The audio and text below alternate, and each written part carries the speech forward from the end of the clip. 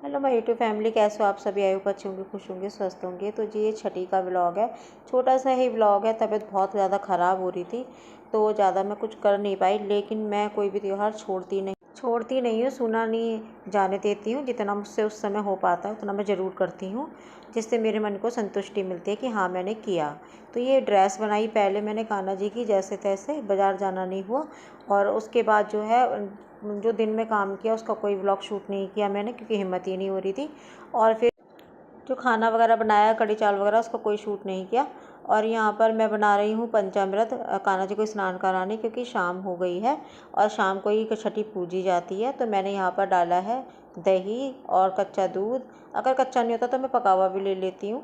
और यहाँ पर मैंने डाला है शहद, और ये है गंगा जल।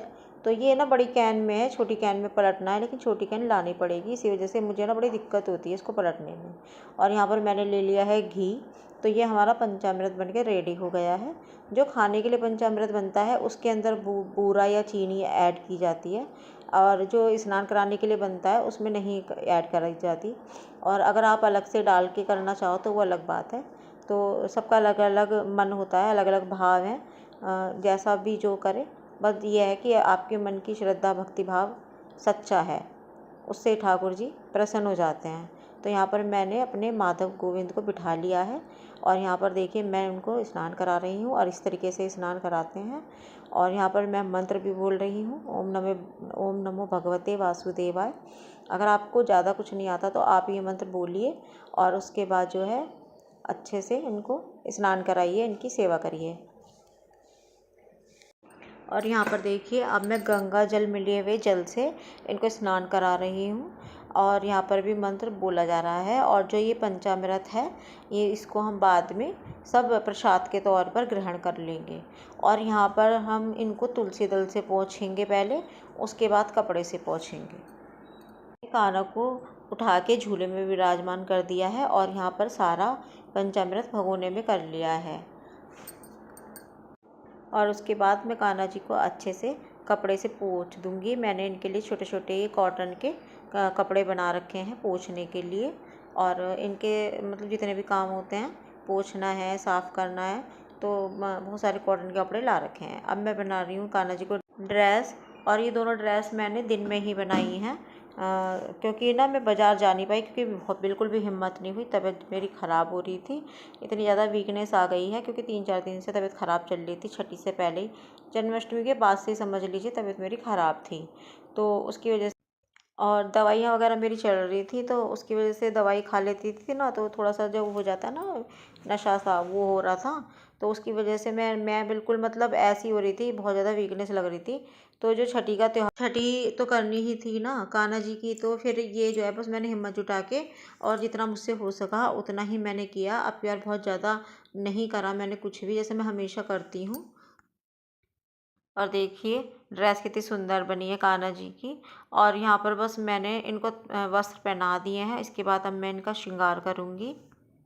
और देखिए यहाँ पर कपड़े पहना दिए, अब मैं यहाँ पर इन्हें पहनाऊँगी नजरिए, और ये हैं हाथों के मतलब नजरिए। और ये जो गले में वो होती है ना हाय, और नजरिया बोलते हैं इसको। इसमें बहुत सारी चीज़ें पड़ी रहती हैं। देखिए ये छोटी छोटी सी जो पड़ी हुई हैं, इसमें गोल गोल ये कॉइन से, ये ऐसे ही हैं जैसे हाय का होता है, नज़र का होता है, बहुत सारे होते हैं ना, सूरज चंदा होते हैं। जब हम अपने बच्चों की छठी करते हैं तो उनको पहनाया जाता है। तो वो चीज़ मैं इनके लिए ले आई थी, और ये मैं ले आई थी रक्षाबंधन से पहले। और अब मैं इनको सारा श्रृंगार पहना दूँगी। और ये जो श्रृंगार है ये मैंने पहले ही ला रखा था, कुछ भी मैं मतलब आज नहीं लाई, सिर्फ ड्रेस ही सिली थी नई छठी वाले दिन। और ये सारा श्रृंगार ज्वेलरी वगैरह पहले ही ले आए थे। अब यहाँ पर जो है ये जब मैं फ़ोन मतलब शूट कर रही थी, तो ये फ़ोन इतना दिक्कत कर रहा था ना, वीडियो बनने में ही नहीं आ रही थी, बार बार ना ब्लर हो रहा था, इतना परेशान कर रहा था कि जिसका कुछ हद नहीं है।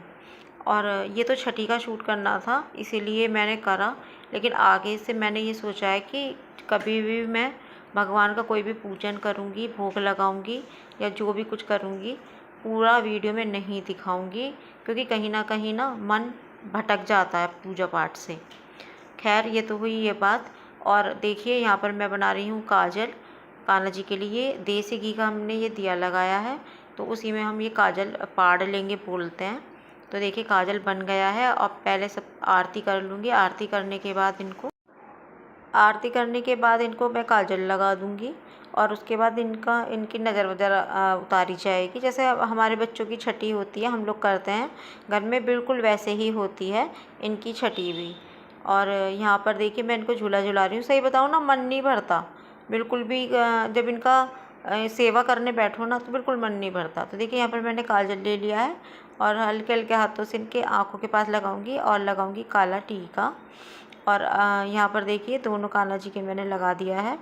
तो पूरी दुनिया इनकी छठी करती है और सबके अलग अलग भाव हैं, अलग अलग मन है सेवा करने का। तो जैसा जिसकी भावना होती है वो वैसा ही करता है। और जो हमारे प्रभु हैं कान्हा जी, ये स्वीकार करते हैं। तो अब भोग लगने की बारी आ गई है, भूख भी लग रही होगी इन्हें। तो यहाँ पर मैं कढ़ी चावल इनको खिला दूँगी। तो देखिए मैंने बनाई है कढ़ी चावल, पकौड़ी हैं और ये है मीठे पूड़े, गुलगुले भी बोलते हैं, और ये छेना है। तो थोड़ा सा मुझे ये लग रहा था कि हर बार मैं पूरी भी बनाती हूँ, मिक्स सब्ज़ी भी बनाती हूँ और मैं बनाती हूँ रोटी भी। तो ये सारी चीज़ें नहीं थी, मिठाई नहीं थी घर में बनी हुई, मतलब मैंने नहीं बना पाई। तो इन सब चीज़ों का ना मुझे थोड़ा सा अफसोस सा हो रहा था और बार बार बस यही आ रहा था। मैं अपने आप को मतलब समझा भी रही थी कि अरे चलो कोई बात नहीं, अगले साल कर लेना, इस साल तबीयत ठीक नहीं थी तो क्या करें।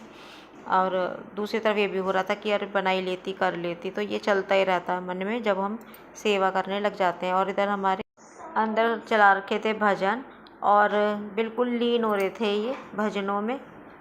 और कम से कम 1-1.5 घंटे यही चलता रहा और इतना अच्छा लग रहा था ना, मैं क्या बताऊँ। और यहाँ पर मैंने ना अपने दोनों कान्हा जी की जो है निछावर कर दी है और नज़र उतार दी है।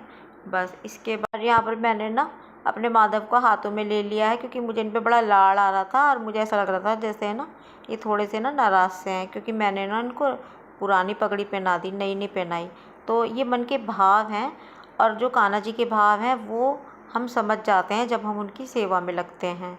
तो यही एक अनोखा प्रेम है इनका और भक्त का। तो गाइज़ आपको ये ब्लॉग कैसा लगा? अच्छा लगा हो तो चैनल को सब्सक्राइब कर देना।